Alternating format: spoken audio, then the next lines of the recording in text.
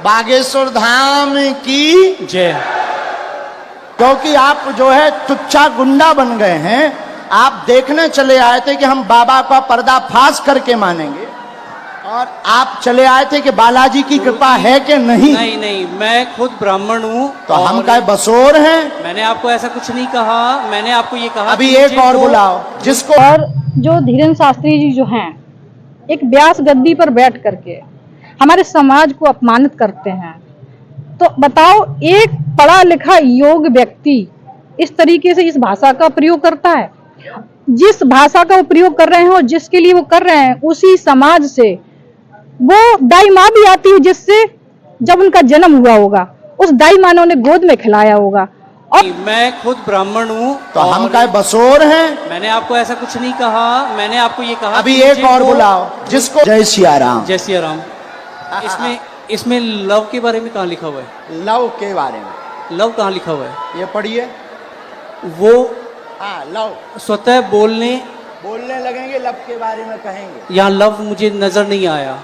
अवगत कराते हुए कहा कि बागेश्वर धाम के पीठाधीश्वर पंडित धीरेन्द्र शास्त्री दलित विरोधी हैं। उनके द्वारा बसोर समाज का अपमान ही नहीं बल्कि पूरी अनुसूचित जाति का अपमान किया है। उन्होंने हिंदू राष्ट्र की झलक कथा मंच पर जाति के घमंड में चूर होकर गालीनुमा शब्द का प्रयोग किया है, जिससे क्योंकि आप जो है तुच्छा गुंडा बन गए हैं। आप देखने चले आए थे कि हम बाबा का पर्दाफाश करके मानेंगे। धानुक बरार आप चले आए थे कि बालाजी की कृपा है कि नहीं। नहीं नहीं, मैं खुद ब्राह्मण हूँ। तो हम क्या बसोर हैं? मैंने आपको ऐसा कुछ नहीं कहा। मैंने आपको ये कहा अभी एक और बुलाओ जिसको। उससे सार्वजनिक रूप से माफी मंगवाई जाए, अन्यथा दलित समाज एकजुट होकर आंदोलन करने के लिए बाध्य होंगे। भारती क्या कहेंगे भारती क्या कहेंगे आज आपके समाज के लोग आए हैं यहाँ पर? आज देश के अंदर हिंदुत्व की भावना चल रही है, लेकिन जब हिंदुओं लोगों को अलग किया जाए तो कैसे जुड़ेंगे इनके साथ हिंदुत्व। आधे हिंदुओं को इन्होंने बांट दिया और आज इसी पर लड़ाई चले है। जबकि शुरू से लेकर आखिरी तक हम लोगों ने उनका साथ दिया सबको, लेकिन जब इज्जत और सम्मान की बात आती है तो उनको बहिष्कृत कर जाता है। यहाँ तक कि छूना लोग पसंद नहीं करते हैं। ऐसा कैसा हिंदू समाज? कोरा लेसन सिंधु का है पर अधिकार तो हमारे पास है। इंसान तो क्या भगवान को भी छूने, उसका भी सत्यानाश है। कैसा हिंदू है ये? ठेका हिंदू का है, बस करते रहो, सेवा करते रहो तो हिंदू हो तुम। लिहाजा मेरा निवेदन ये है कि ऐसे समाज से हम लोग ज्यादा से ज्यादा ये चाहते कि बहिष्कृत हो। हम किसी धर्म में जाए, कोई हमें ऐसे धर्म में रहने की जरूरत नहीं है। जहाँ जानवरों से ज्यादा बदतर बर्ताव हो, क्यों जी ऐसे धर्म में जहाँ मानवता की चाह। इसी बात को देखते हुए मैं ज्यादा नहीं बोलता हूँ, सिर्फ नहीं कहूँगा। धन्यवाद आपको। राधा कठेरिया। क्या समस्या लेके आप लोग आए थे यहाँ पर? पहले तो आपका बहुत बहुत धन्यवाद जो आप लोग आए हैं, हमारी इस बात को लेके आप उठा रहे हैं। ये था कि हमारा जो समाज है, धानुक उत्थान समिति से मैं बुंदेलखंड अध्यक्ष हूँ, समाज की राजनीति भी कर रही हूँ। और जो धीरेन्द्र शास्त्री जी जो हैं, एक व्यास गद्दी पर बैठ करके हमारे समाज को अपमानित करते हैं।